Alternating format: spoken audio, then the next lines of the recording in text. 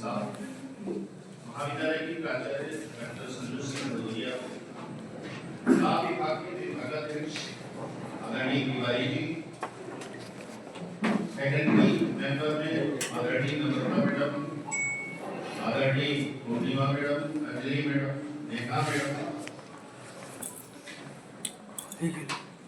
प्रार्थना मैडम, आलिशा जी, दीदी जी, कलिका जी, वर्षा जी और सभी विद्यार्थी, मुझे यहाँ पे आप लोगों से बात करने के लिए बुलाया गया है कि मैं आप लोगों से समाज शास्त्र को लेके विधि के बारे में बातचीत करूं। तो इसमें समाज शास्त्र फर्स्ट ईयर के कितने विद्यार्थी? फर्स्ट ईयर, ठीक है, नीचे कर दीजिए। और थर्ड से बोले बाकी लोग नहीं थे, बीच में कुछ लोगों ने हाथ नहीं खड़ा किया, तो वो सोशलाइज पढ़ रहे हैं या आगे पहुंच चुके हैं? बहुत से भी हैं, एक से आगे पहुंच चुके हैं। चलिए बातचीत शुरू करते हैं। आप समाज शास्त्र पढ़ ही रहे, पढ़ रहे हैं ना आप? क्या क्या पढ़ चुके हैं? बातचीत करूंगा तो आप लोग भी मुझसे जुड़ोगे, तो सिर्फ पहले शब्द होगा, फिर आपका कंसर्न समाज शास्त्र पढ़े या अभी तक? क्या पढ़ेंगे समाज शास्त्र?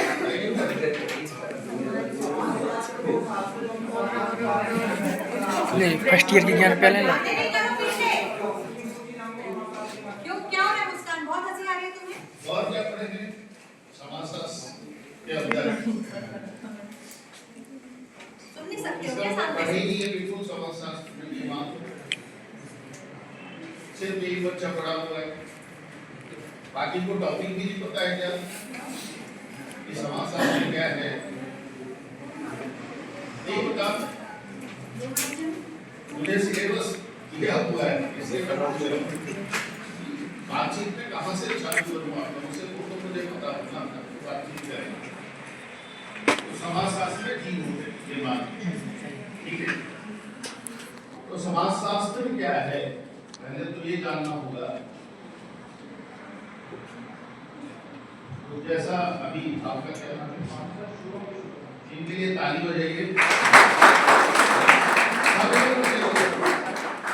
इसके दो फायदे होंगे, नींद नहीं आएगी और थोड़ा सुनने का इंटरेस्ट है।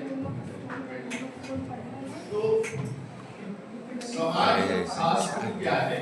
यदि आपसे कोई प्रश्न करेगा तो उसका उत्तर ये है कि समाज शास्त्र समाज का अध्ययन करने वाला विज्ञान। बहुत छोटा सा आंसर, उसमें सब समा जाता है, आपको ज्यादा कुछ उत्तर देने की जरूरत नहीं। समाज शास्त्र समाज का अध्ययन करने वाला विज्ञान है। अब इसमें दो शब्द आए, एक आया समाज और दूसरा आया है विज्ञान। तो विज्ञान के बारे में तो आप लोग सब पढ़े होंगे। तो क्या है विज्ञान? कोई बताएगा विज्ञान क्या है? कोई भी बच्चा आप लोग बोलेंगे काम कैसे चलेगा? कुछ नहीं समझ में आया विज्ञान क्या है?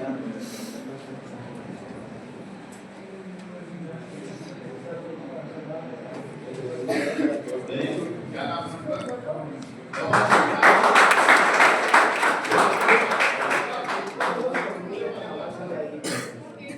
तू इधर आ जा, बैठना है तुझे। खड़ा तो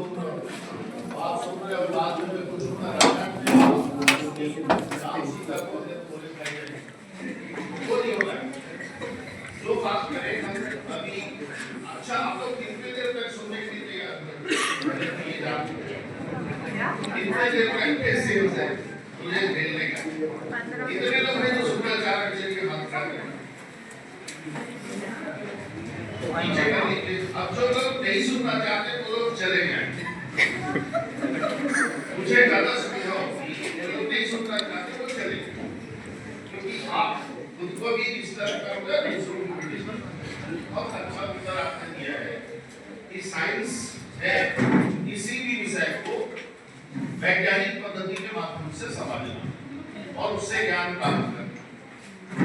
तो यदि आप साइंटिफिक मेथोडोलॉजी का यूज कर रहे हो और वैज्ञानिक पद्धति का उपयोग करते हो और उसके बाद कोई भी निष्कर्ष निकालते हो, कोई भी ज्ञान लोगों के पास प्रस्तुत करोगे तो वो वैज्ञानिक ज्ञान होगा, वो विज्ञान की श्रेणी में। ठीक है, मतलब मुख्य बात हो गई वैज्ञानिक पद्धति का उपयोग करना। यदि आप वो कर रहे हैं और किसी भी विषय का अध्ययन कर रहे हैं, चाहे वो प्राकृतिक घटना हो या सामाजिक घटना हो, वो विज्ञान की श्रेणी में आएगा। तो उस दृष्टिकोण से अच्छा, फिर विज्ञान के बारे में कुछ कंक्लूजन रहता है। सामान्य बोलचाल की भाषा में हमको ऐसा लगता है कि विज्ञान मतलब कोई अंतिम सत्य हो। ऐसा लगता है कि नहीं लगता? आप तो कुछ बोलो भाई, लगता है अंतिम सत्य नहीं होगा। विज्ञान के पास भी अंतिम सत्य कुछ है नहीं। विज्ञान के जो नियम होते हैं वो अंतिम सत्य नहीं होते, उनमें भी संशोधन और परिवर्तन होता रहता है। नहीं टेक्नोलॉजी आते रहती है। आप लोग इलाज कराने जाते हैं डॉक्टर के पास, पहले तो डॉक्टर आपको शुगर देख लेता, आज उसके पास बहुत सारी प्रक्रिया जिसके माध्यम से वो उनका ब्लड चेक करवा लीजिए, उससे समझ में नहीं आएगा तो बोलेगा सोनोग्राफी करवा लीजिए, नहीं समझ में आएगा तो बोलेगा सीटी स्कैन करवा लीजिए, नहीं समझ में आ रहा है तो एमआरआई करवा लीजिए। मतलब क्यों? ये विज्ञान आज है इसलिए वो करवा रहे हैं। तो अभी ये अंत नहीं हुई, अभी और बहुत सारी विधियां उसमें आएगी और चीजें बदलती रहेंगी। जैसे पहले गर्भावस्था में जो बच्चा होता था उसका परीक्षण डॉक्टर नहीं कर पाते, लेकिन आज कर लेते हैं। उसका डेवलपमेंट कैसे होगा उसके लिए बना हो, लेकिन हम लोग आजकल उसका मिसयूज कर रहे हैं। हम लोग लड़कियों को मारने के लिए यूज कर रहे हैं। मैक्सिमम पढ़ा लिखा सबका यही कर रहा है कि हम कन्या भ्रूण हत्या करेंगे। तो ऐसा नहीं करना है। सोनोग्राफी की जो उपयोगिता है वो इसलिए है कि बच्चे का डेवलपमेंट प्रॉपर हो रहा है, उसको जानना है। और आप लोग देखते हैं उससे संबंधित कानून की बना रखा है, लेकिन कितना फॉलो होता है ये आप लोग को पता है नहीं। तो डॉक्टर भी उसमें शामिल है, करवाकर भी शामिल होता है। ऐसे कुछ नहीं, वास्तव में लड़कियां मारी जा रही हैं। यहाँ पे लड़कियों की संख्या कितनी है? ठीक है, नीचे कर बहुत संख्या है, तो कम से कम आप लोग मत करिएगा। तो साइंस का मतलब हुआ कोई अंतिम सत्य नहीं है। नई चीजें आएगी, चीजें बदलेगी और वो हमको समझ। तो एक समझने की विधि है वैज्ञानिक पद्धति जिसके द्वारा ज्ञान प्राप्त करते हैं वो विज्ञान में। दूसरी बात विज्ञान के बारे में जो भी बात हम आज कह रहे हैं उसके साथ कुछ कंडीशंस जुड़ी हुई रहती हैं। जैसे हाइड्रोजन ऑक्सीजन को मिलाएंगे तो पानी बनेगा, उसकी मात्रा भी निश्चित कि कितना मिलाएंगे तभी पानी बनेगा। तो जो कंडीशंस का पूर्वानुमान लगाता है वैज्ञानिक, यदि वो कंडीशन बदल गई तो आपका जो पूर्वानुमान है वो चेंज हो जाता है, फिर भी वो वैज्ञानिक होता है। जैसे मौसम वैज्ञानिक लोग भविष्यवाणी करते हैं हमारे साथ, और वो ये कहेंगे कि कल बहुत बारिश होगी भोपाल में, और आप देखते हो खुला वातावरण आ गया।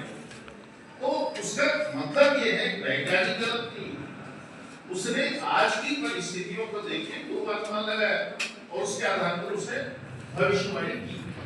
और वो गलत इसलिए हुई क्योंकि परिस्थितियां चेंज हो गई। तो जो भी आप अनुसंधान करेंगे, शोध करेंगे समाजशास्त्र में ही, समाजशास्त्री के रूप में, तो वो वर्ल्ड कंडीशन में ही लागू होगी। जैसे उदाहरण के द्वारा मैं इसको समझाने की कोशिश कर रहा हूँ। मान लो आप जो भी बस्ती में गए और एक अध्ययन किया और आपने ये पाया कि वहां बाल अपराधियों की संख्या ज्यादा होती।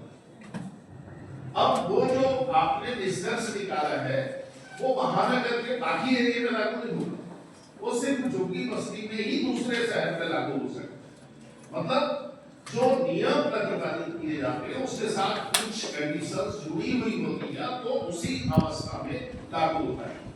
तो जब कभी भी हम किसी भी विषय का मूल्यांकन करेंगे कि वो विज्ञान है कि नहीं है, तो आपको ये ध्यान रखना है वैज्ञानिक पद्धति का वो प्रयोग करता है कि नहीं, यदि वो वैज्ञानिक पद्धति का प्रयोग कर रहा है और निष्कर्ष निकाल रहा है तो वो वैज्ञानिक है और वो जो ज्ञान दे रहा है वो वैज्ञानिक ज्ञान है। तो अब हम इस निष्कर्ष पे आए कि समाजशास्त्र एक विज्ञान है क्योंकि समाजशास्त्र में भी वैज्ञानिक पद्धति का प्रयोग होता है। ठीक है, यहाँ तक बात समझ में आ गई। दूसरा शब्द आया है इसमें समाज।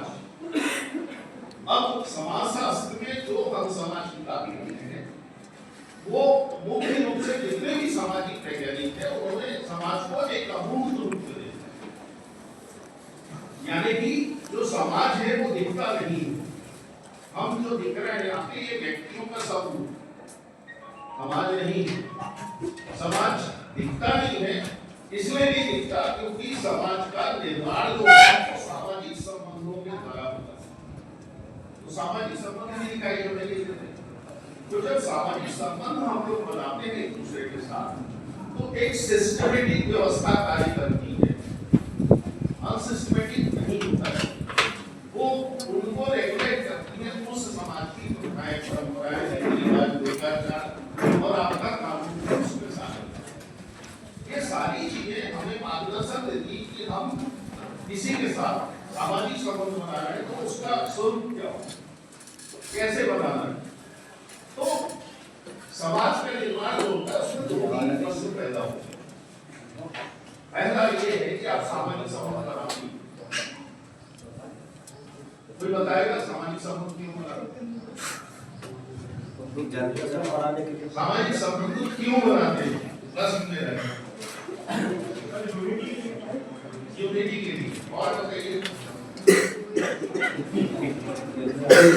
सामाजिक संबंध इसलिए बनता है क्योंकि आप अकेले अपनी आवश्यकता जो भी आपकी आवश्यकता है उसको पूरा करने में समर्थ नहीं होते। आपका जन्म की प्रक्रिया जो होती है वो भी दूसरे पर निर्भर है, यानी कि उस समय हम अपने माँ बाप पे निर्भर रहते हैं। 9 महीने 10 महीने उसके बाद आप पैदा होते हैं तो परिवार आपका तो आपका जो डेवलपमेंट हुआ है, आपका जो विकास हुआ है, आपकी जो पर्सनैलिटी डेवलप हुई है वो समाज का ही योगदान है। तो आप आवश्यकताओं को पूरा करने के लिए सामाजिक संबंध बनाते हैं। अगला प्रश्न ये उत्पन्न होता है कि सामाजिक संबंध बनते कैसे? कोई बताएगा कैसे बनते हैं? सर आदान प्रदान से। हाँ बताओ।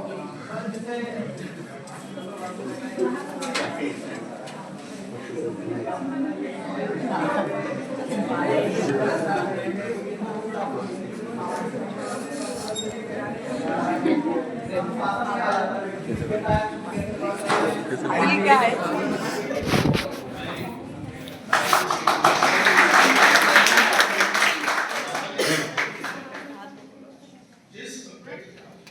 सामाजिक संबंध जिस समाज में आप रहते हो वहाँ के जो सामाजिक मूल्य होते हैं, वहाँ के जो सामाजिक आदर्श नियम होते हैं उसके अनुसार आप सामाजिक संबंध बनाते हैं।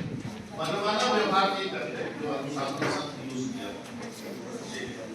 तो आप जो भी सामाजिक संबंध बनाते हैं उसमें अनुशासन होता है शामिल। वो इसलिए होता है कि सामाजिक मूल्य और आदर्श नियम रेगुलेट करते हैं आपके सामाजिक संबंध। अब प्रश्न ये उत्पन्न होता है सामाजिक मूल्य क्या है? क्योंकि आप जीरो से शुरू करके नहीं बात कर रहे हो, इसलिए एक शब्द को समझाते चलूंगा जितना आपको समझ में आ जाए आज। उसके बाद यदि जरूरत होगी आप लोगों को तो बात करेंगे तो फिर बात करेंगे। सामाजिक मूल्य क्या है? सामाजिक मूल्य वो होता है जिसके द्वारा हम जितने भी हमारे सामाजिक आदर्श नियम होते हैं उनका वैल्यूएशन करते हैं। हमारे जो सामाजिक संबंध है वो कैसे बनेंगे उसके लिए निश्चित मूल्य मापक है, पैमाना। जैसे सामान खरीदने जाते हो और ये कौन सामान कब होता है आप तुरंत तो ऐसे ही आपके जो सामाजिक संबंध बनेंगे उसको मूल्यांकन करने के लिए समाज में एक पैमाना होता है जिसको हमारे समाजशास्त्र की भाषा में सामाजिक मूल्य कहते हैं। जैसे सत्य बोलना चाहिए, सब लोग बोलते हैं सर, सब लोग सत्य बोलते हैं।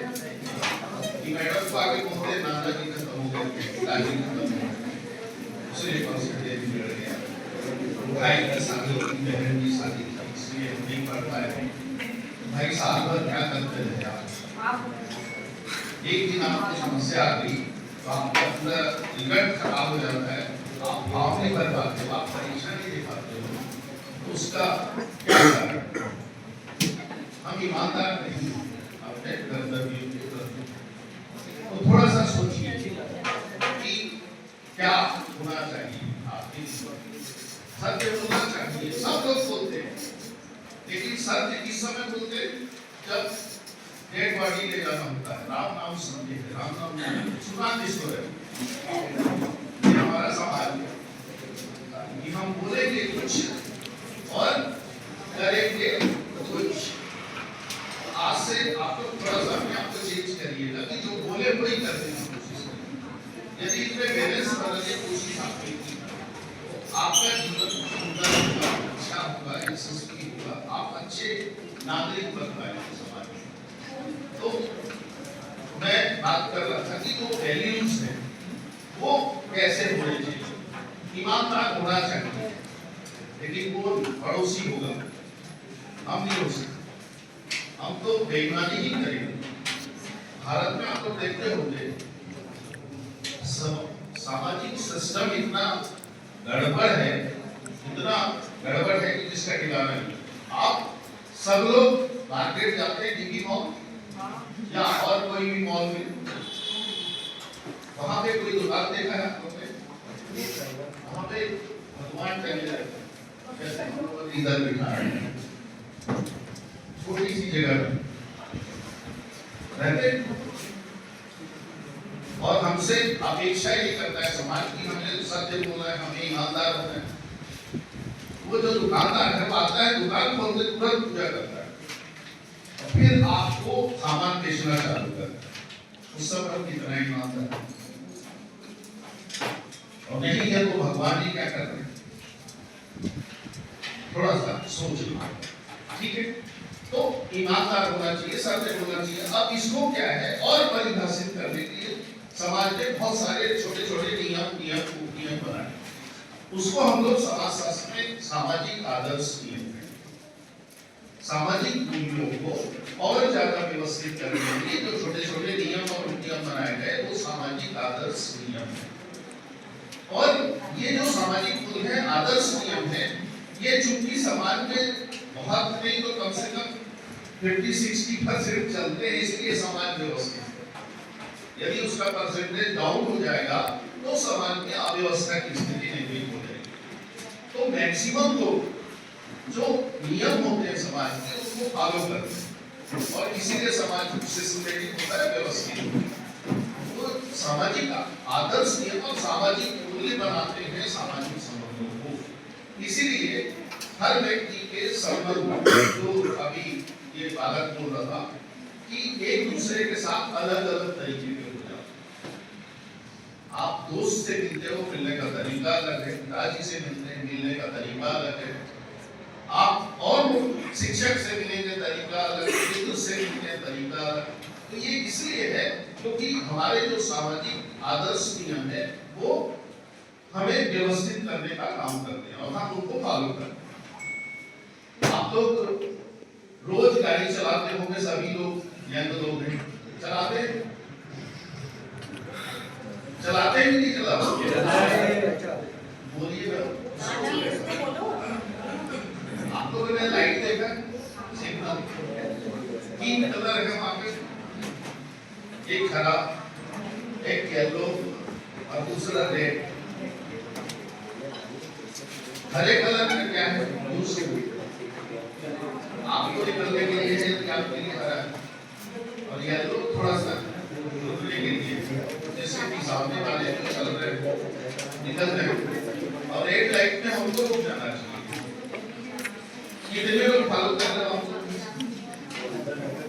चलो 1 2 3 4 5 6 7 8 नीचे करेंगे, संख्या 100 की है यहाँ पे, तो 10 लोग या 12 लोग फॉलो कर रहे हैं। समाज में यही स्थिति है ना, इसलिए दुर्घटनाएं हो रही हैं। क्यों? क्योंकि हमने सामाजिक मूल्यों को भी मात्र आज की डेट में और ना ही सामाजिक आदर्श नियमों को मानने मिलेगा। तो इसीलिए आपके जो सामाजिक संबंध बनते हैं उसमें सबसे ऊपर स्वार्थ आ रहा है, और सबसे ऊपर जब स्वार्थ आ जाता है तो हमारे जो संबंध होते हैं वो संबंध वैसे ही रहते हैं जो संबंध जिसकी कल्पना समाज करता है। आज आप देखते हो भाई भाई को मारने तैयार है, बेटा पिताजी को मारने तैयार है। मार किसके लिए है? जमीन के लिए, पैसे के लिए। उसका कारण क्या है? हमारा जो सामाजिक सिस्टम है उसमें हमने बहुत सारी चीजें जो थी उनको छोड़ दिया। वर्तमान समय में आप लोग समाजशास्त्र में जब पढ़ेंगे तो एक पुरुषार्थ का सिद्धांत उसमें है धर्म, अर्थ, काम और मोक्ष, 4 प्रकार के पुरुषार्थ। सबसे पहला ही पुरुषार्थ उसमें धर्म है। अब धर्म की क्या परिभाषा है आज के समय में? मंदिर जाना, पूजा करना, काम वही करना जो रोज कर रहे हैं। तो भगवान को बेवकूफ बनाने कि हम बेवकूफ कर रहे हैं क्या? मतलब मंदिर में रोज जाता हूँ लेकिन काम मैं वही करूंगा जो सामाजिक मूल्य आदर्श नियम नहीं कहते। सामाजिक आदर्श नियम तो आपसे कहता है ना कि जब रेड लाइट हो तो आप रुकिए। यदि आप फॉलो नहीं कर रहे हैं तो आप भी एक्सीडेंट करोगे और दूसरा भी लपेटे में आएगा। यही होता है, जितने एक्सीडेंट हो रहे हैं उनमें क्या हो रहा है? क्योंकि आपने सामाजिक आदर्श नियम और सामाजिक को महत्व नहीं दिया तो दुर्घटना घटी। ऐसी जीवन में भी घटती है दुर्घटनाएं। तो सामाजिक संबंध जो है जिससे समाज का निर्माण हुआ है उस समाज के सामाजिक मूल्य और आदर्श नियमों के अनुसार बनते हैं, सिस्टमैटिक होते हैं, क्रमबद्ध और व्यवस्थित होते हैं, अव्यवस्थित नहीं होते। इसीलिए समाज आपका कानून चाहे कि मैं पूरे समाज को नियंत्रित कर लूंगा तो संभव नहीं है।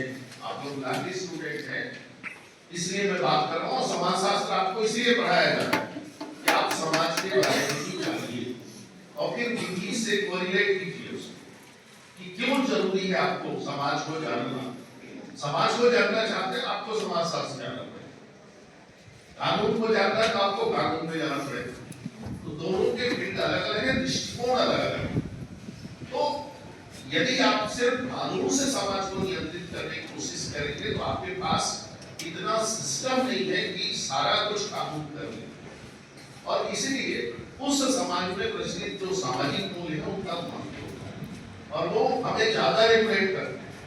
यदि आप रोज मंदिर जा रहे हो अभी तो क्यों जा रहे हो? क्योंकि बचपन से आपको बता दिया गया कि मंदिर जाना है, पूजा करना है। ये कोई नहीं बोलता कि आप आध्यात्मिक बन जाओ। अध्यात्म का नाम आते ही लोगों को डर लगने लगता है, पता नहीं लड़का या लड़की चली जाएगी, ऐसा नहीं। आप बिना संत बने भी आध्यात्मिक हो सकते।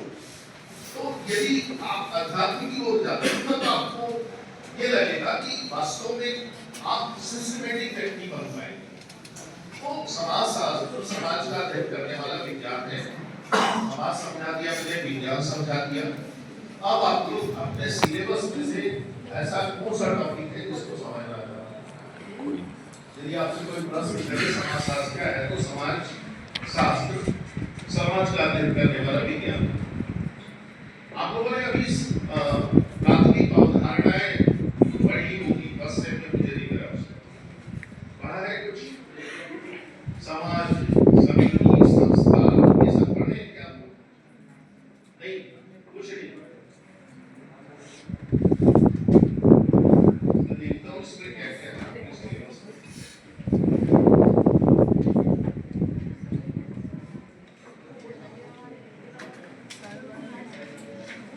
Society, culture, group, social structure और फंक्शन और इंस्टीट्यूशन, ये सब है नहीं? चलो थोड़ा थोड़ा इनके बारे में बात कर लेते। इसमें सोसाइटी मैंने आपको समझा दिया था। अब विशेषताएं आपको किताब में मैं थोड़ा सा आपका कॉन्सेप्ट क्लियर करना चाहता हूँ जिससे कि आपको जिस टॉपिक को आप समझना चाहोगे उसमें सुविधा हो। कल्चर क्या है कल्चर बताइए आप लोग। रोज हम लोग संस्कृति कहते हैं, भारतीय संस्कृति कल्चर को यदि समझाना हो तो हम कैसे समझाएं, क्या है कल्चर?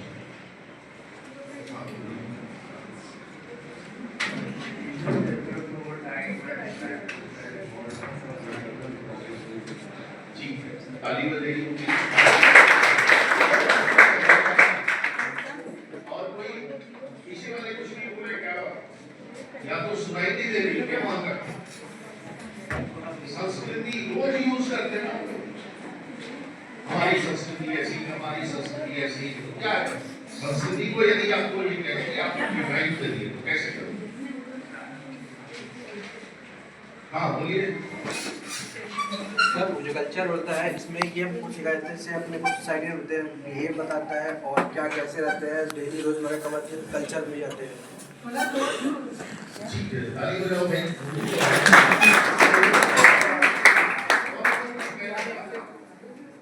मैं अपनी बात करूंगा। संस्कृति का जो मतलब है वो ये है कि मानव ने अपनी आवश्यकताओं को पूरा करने में जितनी भी चीजें बनाई हैं, चाहे वो भौतिक रूप में हो या अभौतिक रूप में, उसका जो संग्रह है वो सब है संस्कृति। मानव ने अपनी आवश्यकताओं को पूरा करने के लिए जो भी चीजें बनाई, चाहे वो मूर्त हो या अमूर्त। यहाँ पे मूर्त आप देख रहे हो, यहाँ पे हम लोग हाल में खड़े हैं, बहुत सारी चीजें दिख रही हैं। आप कपड़े पहने, घड़ी है, बैग है, सारी चीजें मानव ने बनाया, अपनी आवश्यकताओं को पूरा करने के लिए बनाया। ये सब संस्कृति के भौतिक पक्ष। दूसरा पक्ष होता है अभौतिक संस्कृति, वो बहुत महत्वपूर्ण है। अभौतिक पक्ष हमें दिखते नहीं है, लेकिन सामाजिक जीवन में वो सबसे ज्यादा आपको प्रभावित है। तो इसमें सारी प्रथाएं, परंपराएं, रीति रिवाज, लोकाचार, जो समाज में विकसित होते हैं, जितनी भी संस्थाएं सब शामिल हैं, जो हमारे व्यवहार को मार्गदर्शन देने का काम करेगी। वो अमूर्त है, दिखती नहीं। यदि सामाजिक संबंध को आप देखना चाहे नहीं दिखेगा। आप धर्म की बात हम लोग करते हैं, दिखता नहीं है धर्म अभौतिक रूप में, जो आपको प्रभावित करता है अंदर से। बहुत सारी हमारी मान्यताएं हैं धार्मिक, उनके आधार पर हम चीजों का विश्लेषण करते हैं। जैसे अच्छा क्या होता है, कोई भी घटना घटती है तो हर पक्ष को जो मानने वाला व्यक्ति है, अलग अलग विशेषज्ञ, वो अलग अलग तरीके से उस घटना की व्याख्या करते हैं। उसका कारण ये होता है कि उनका जो मनोदशा है वो उस परिस्थितियों में निर्मित होता है, जिसके आधार पर वो अपनी व्याख्या करते हैं। जैसे अभी आप लोग लाभ विशेषज्ञ हो जाएंगे 3 साल 5 साल के बाद, तो आपका जो विश्लेषण करने का तरीका, उसमें कहीं न कहीं लाभ आएगा। क्यों? क्योंकि आप उसकी पढ़ाई लगातार कर रहे हैं। तो जो व्यक्ति जिन परिस्थितियों में होता है, वो परिस्थितियां उसके व्यक्तित्व को निर्मित करने में महत्वपूर्ण भूमिका निभाती हैं। क्यों? क्योंकि वो वहां का कल्चर है। जैसे जो ट्राइबल सोसाइटी है, उनके अपने अलग लाइफ स्टाइल, जीने का तरीका अपना अलग है। क्यों? क्योंकि उनका कल्चर अलग है। वहाँ की प्रथाएं, परंपराएं, लोकाचार, उन लोगों की जो आवश्यकताओं को पूरा करने के तरीके वो अलग प्रकार। तो कल्चर जो है वो, यदि मोटे तौर पर भारत को देखने की कोशिश करें आप लोग, तो संस्कृति को आप 3 भागों में विभाजित करके देख सकते हैं। एक ट्राइबल कल्चर, दूसरा ग्रामीण समाज। गांव हमारे यहाँ बहुत, तो वहां का जो कल्चर है वो अलग प्रकार है। फिर हम महानगर में आ जाते हैं, महानगर का कल्चर बिल्कुल अलग है उन लोगों से। इसमें सबसे जो ज्यादा जो सरल सहज लोग होते हैं वो ट्राइबल एरिया में रहने वाले। क्यों? क्योंकि उनकी आवश्यकताएं भी कम है और वो बाकी लोगों के कॉन्टेक्ट में भी रहना नहीं चाहते, आना भी नहीं चाहते। जब तक ये जो विकास की योजनाएं धीरे धीरे वहां तक पहुंच रही है, तब वो निकलना चाहते। दूसरा है ग्रामीण समाज को। ग्रामीण समाज का भी अपना अलग कल्चर है और वहां से जो निकलता है व्यक्ति वो अलग प्रकार का होता है। अब महानगर में जब आता है तो फिर से वो संस्कृति को नए तरीके से सीखता।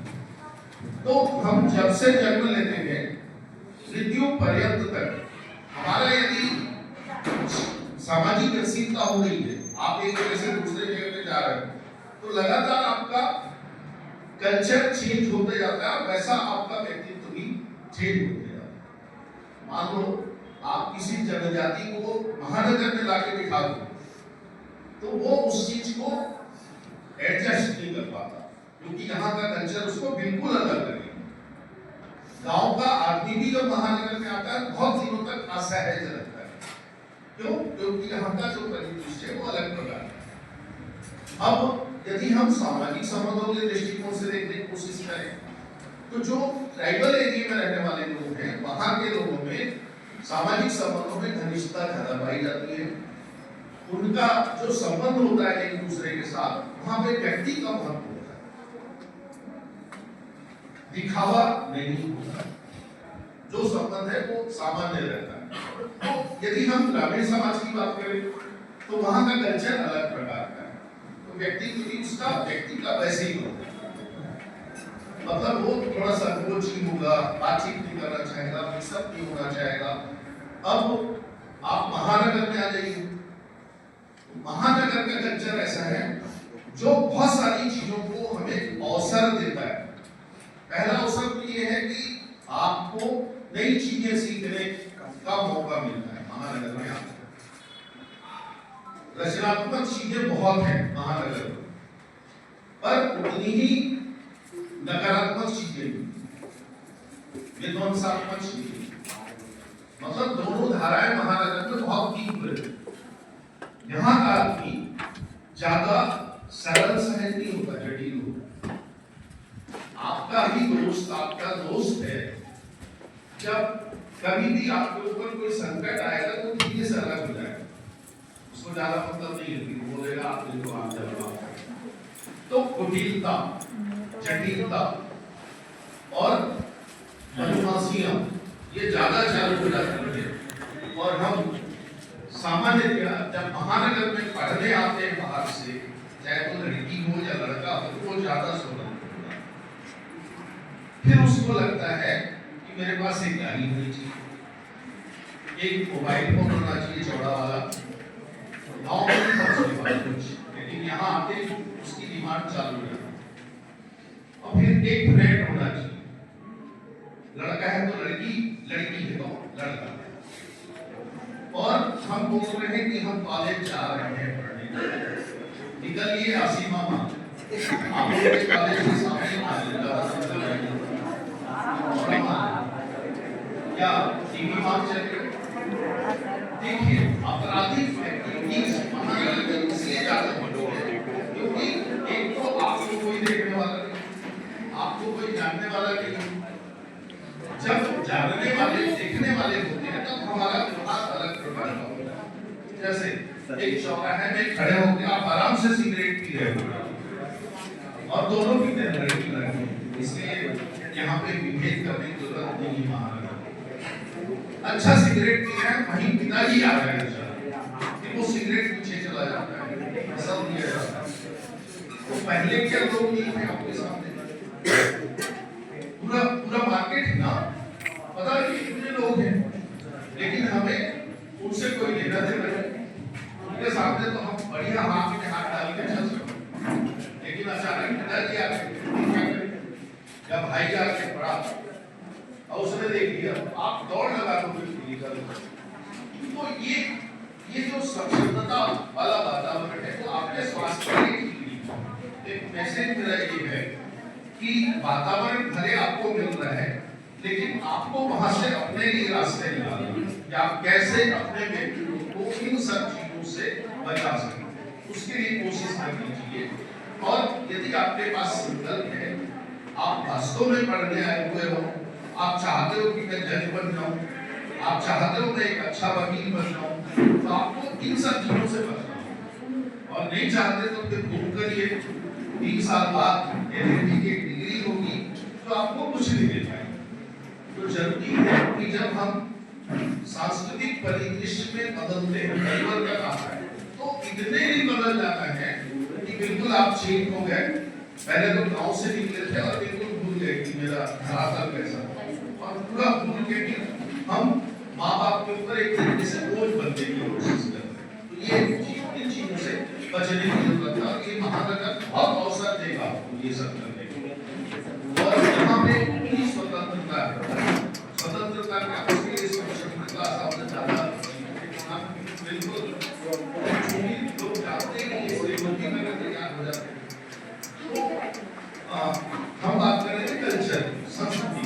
तो संस्कृति जो है वो हम सीखते हैं, तो हम लोग जब संस्कृति को सीखते हैं, संस्कृति के साथ एक और शब्द आता है मॉडर्नाइजेशन। तो आज का जो युवा है वो फैशन को मॉडर्नाइजेशन मानने लगा। दोनों में अंतर है। फैशन में हम दूसरों से अलग होने के लिए कभी हेयर स्टाइल चेंज कर लेंगे, कभी कपड़े चेंज कर लेंगे, कभी पेंट अलग टाइप का सिलवा लेंगे। तो सब क्या है, हमें अलग दिखना है। अलग दिखने से काम नहीं चलेगा। अच्छे गुणों के साथ आप अपने व्यक्तित्व को डेवलप करें, और वो संस्कृति करती है कि हम उन चीजों को अलग करते जाते हैं। या नहीं माने टीचर बोल रहा है तो एक आगे नहीं माने हम, तो टीचर को बहुत ज्यादा मतलब होता है आप लोगों से, और सबसे ज्यादा कोई खुश होता है आपका टीचर। तो हमेशा आप जब कोई कुछ कहे अपने से बड़ा व्यक्ति तो थोड़ा चिंता करिए, मतलब सीधी सी बात है कि जब भी कोई काम करने जाए तो आप अपनी नीयत को चेक करें। आपका व्यक्ति तो अपने आप मतलब आपको किसी दोस्त ने प्रपोज किया, चलो आज पार्टी करते हैं, वो 4 दोस्त हैं जो पीने वाले, 5वें आप बस हैं, वो पूरा प्रेशर आपके ऊपर डालेगा और आप वैसे ही बन जाओ। उस समय आपको अपने आप को बचाना है। तो उनके पास बहुत सारे तर्क होंगे कि चार बार करेंगे आप बचोगे नहीं। इसलिए उसका सीधा तरीका ये है कि आप मुझे कह रहे हो मेरी दोस्ती के लिए मुझे कहना चाहिए, तो आप बोलो मेरी दोस्ती की कर रहा हूँ। बहुत उत्तर है सारा।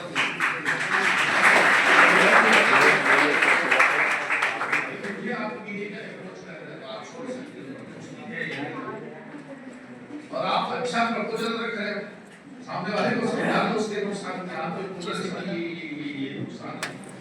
तो और यदि फिर भी नहीं मानते तो दोस्ती करो भाई, तू अपने रास्ते जा, मैं अपने रास्ते जाता हूँ।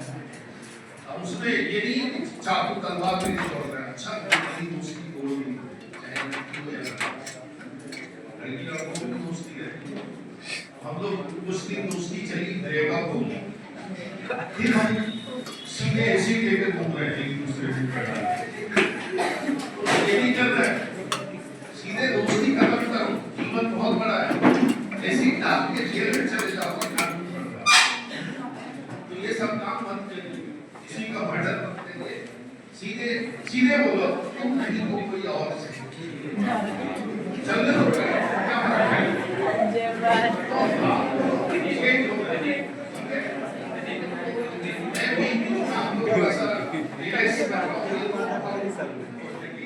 पढ़ना बड़ा कठिन काम होता है, थोड़ा सा आप लोग एंजॉय भी करिए उस चीज को। और उसमें भी ऐसे नहीं है जो मैं बोल रहा हूँ कि आप मान लो कोई दोस्त है, वो दोस्ती नहीं रखना चाहता, कोई बात नहीं है, क्या दिक्कत, रिलैक्स रहिए ना, सरल जीवन को बनाइए, कठिन मत बनाइए, जटिल मत बनाइए।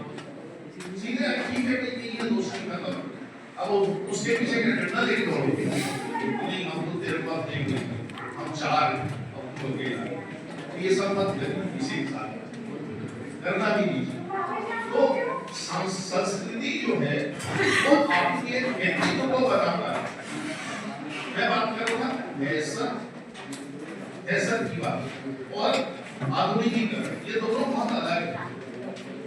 फैशन आपको बाहर से सुंदर बना सकता है, ठीक है। ब्यूटी पार्लर जाते होंगे लड़के भी, लड़की भी, लड़कियां भी, ठीक है। वो बाहर से सुंदर बना सकता है आपको, कई बार ग्रुप भी बना देते हैं।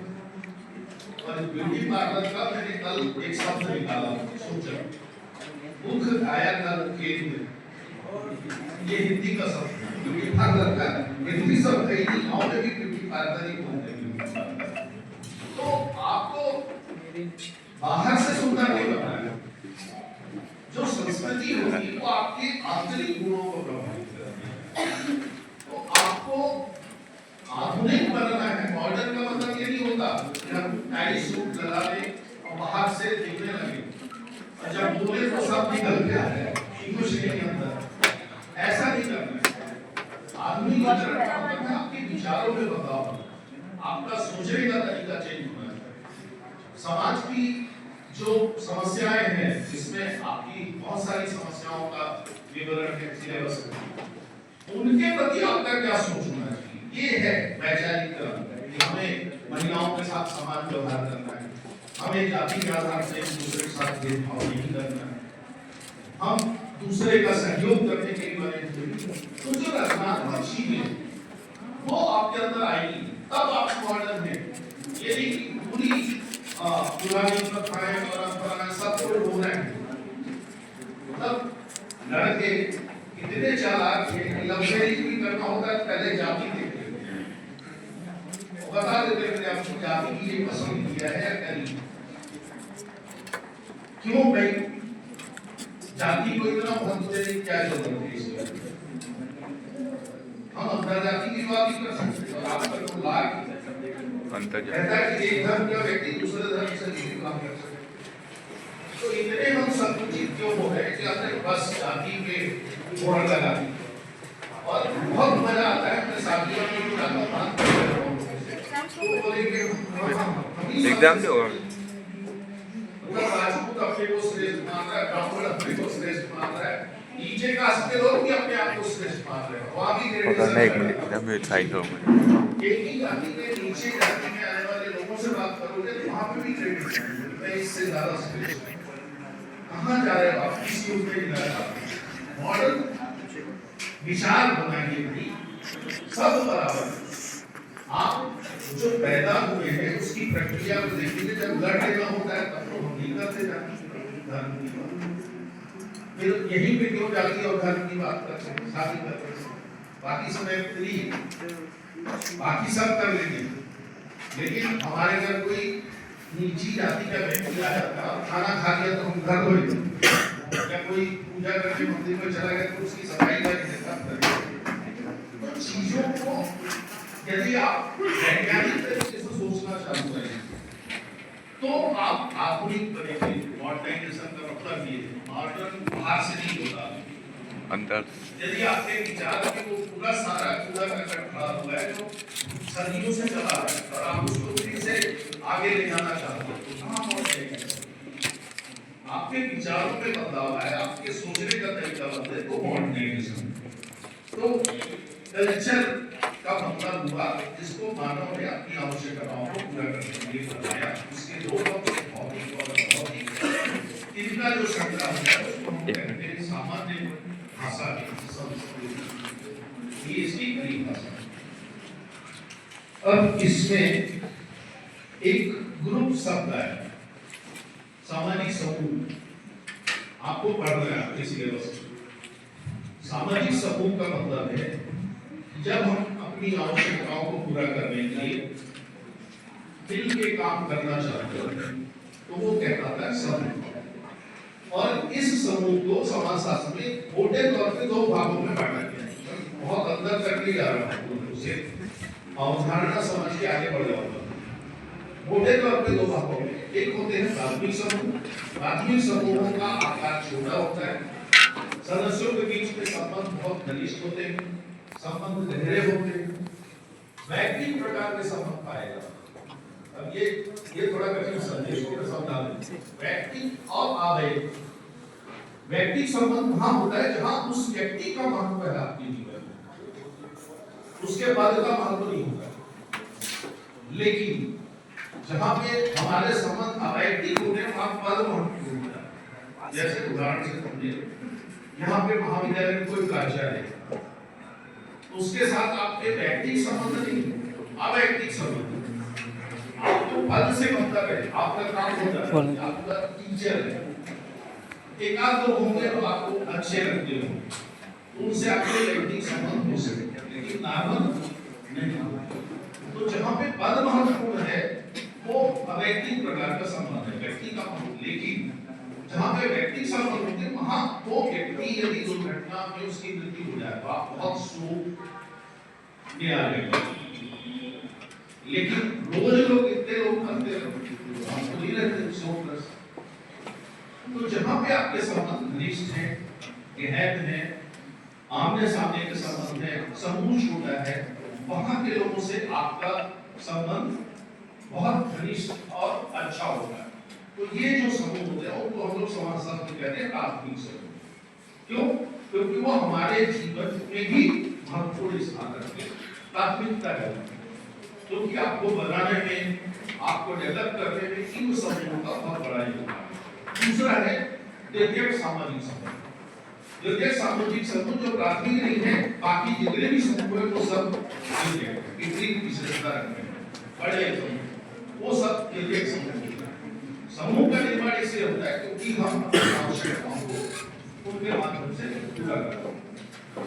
तो ये सामाजिक समूह है मुख्य रूप से अवधारणा के रूप में।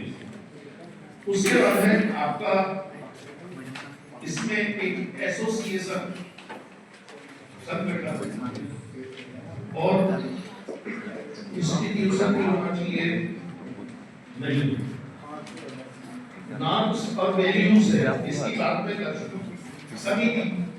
समिति की व्यक्तियों का समूह होता है, लेकिन वो बहुत समय के लिए नहीं होता है, वो चेंज होते रहते हैं। जैसे आप लोग अभी पढ़ेंगे कि हाँ भी कुछ समय नहीं